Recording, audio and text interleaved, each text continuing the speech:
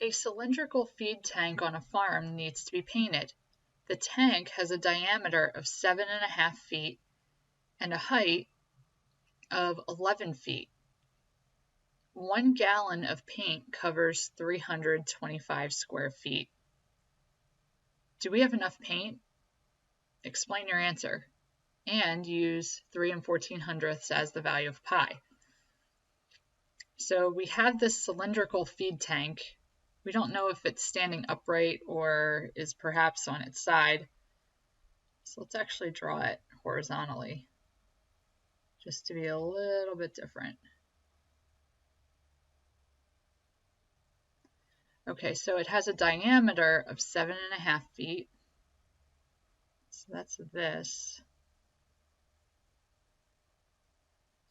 And it has a height of 11 feet.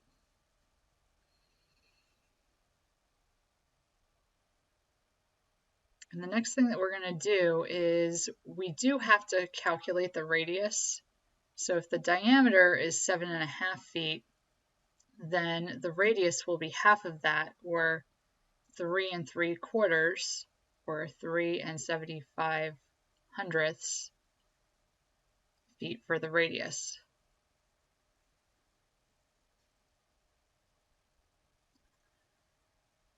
And then in order to determine the amount of paint that will cover this cylindrical tank, we need to calculate the surface area.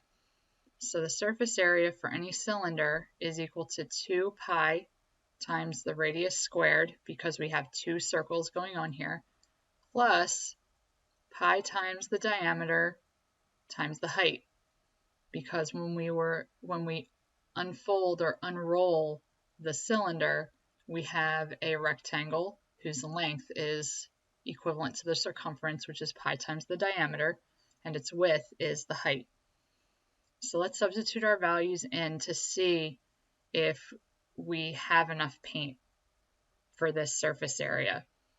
So we have 2 times pi, and our radius is 3 75/100ths squared, plus pi times 7.5 times our height, which is 11.